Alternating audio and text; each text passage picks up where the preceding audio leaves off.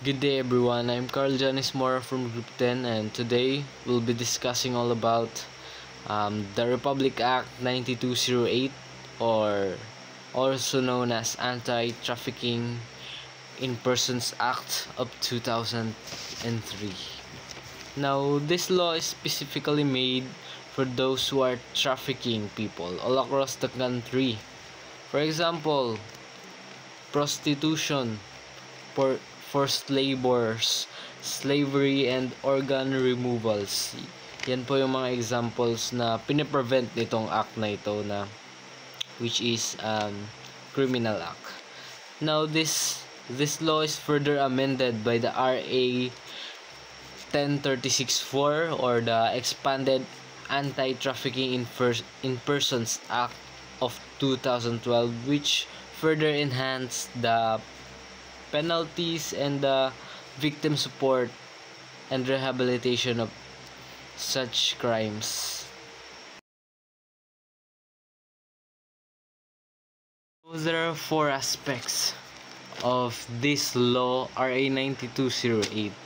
One of these are especially the number one is penalties and punishments.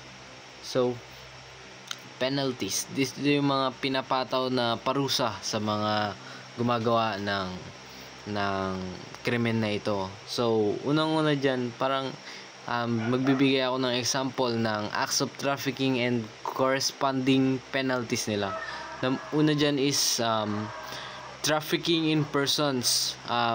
Kapag nagre-recruit ka, recruitment, transportation, or harboring of persons through fraud, coercion, or abuse for exploitation.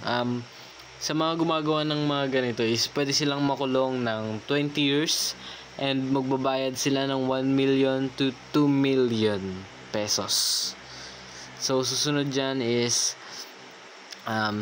the qualified trafficking or the aggravating circumstances, yung kapag ang victims nila is bata, kapag ang offender is a part of syndicate or an official abusing authority, or the victim suffers serious harm or death. Ang penalty dito is life imprisonment and with a fine of 2 million to 5 million pesos.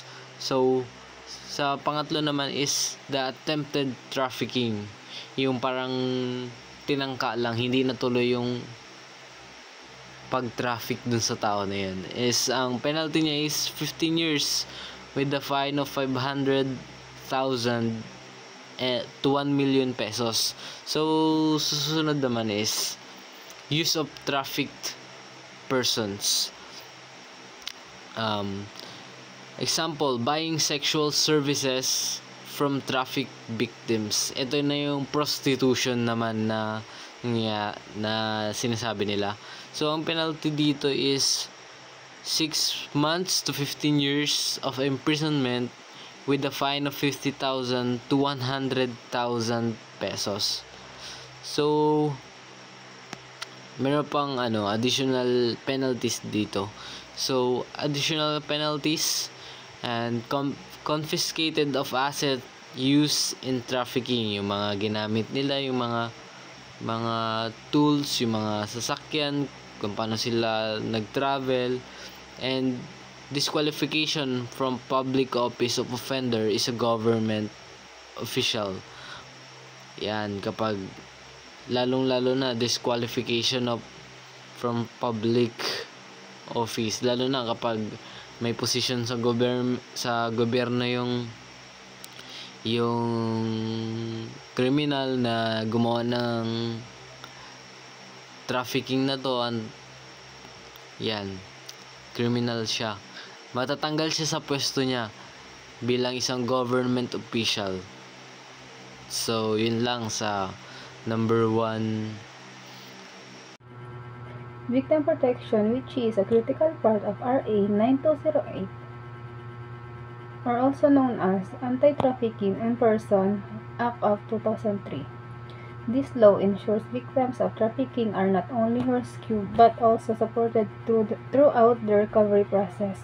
It provides mechanisms for their protection, rehabilitation, and reintegration into society. For example, victims are given access to shelters where they are safe, counseling to help them heal mentally and emotionally, and legal assistance to guide them through any court proceedings. These measures are designed to help victims rebuild their lives after traumatic experience of trafficking. Anti-Trafficking in Person Act of 2003 is a law in the Philippines aimed at combining human trafficking. Human trafficking is a serious crime that involves the illegal trade of people for purposes like forced labor, sexual exploitation, or slavery. This law seeks to protect individuals from this danger through various prevention, such as awareness campaign and stricter border controls. Awareness campaign. One of the most important prevention efforts under RA 9208 is the promotion of awareness campaigns. These campaigns are designed to educate communities about the risk of human trafficking and how to protect themselves. Stricter border control. Another major prevention effort under RA 9208 is the enforcement of stricter border control measures. The Philippines government has worked to improve its border security by requiring better documentation and identification check for travelers.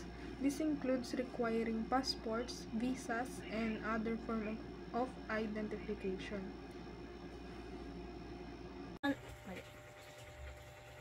Prosecution of offenders. This law gives authorities more power to investigate and prosecute offenders. It also promotes interagency cooperation and coordination to combat trafficking more effectively. It also encourages government agencies to work together and coordinate efforts, ensuring a more efficient and effective way of addressing and stopping human trafficking.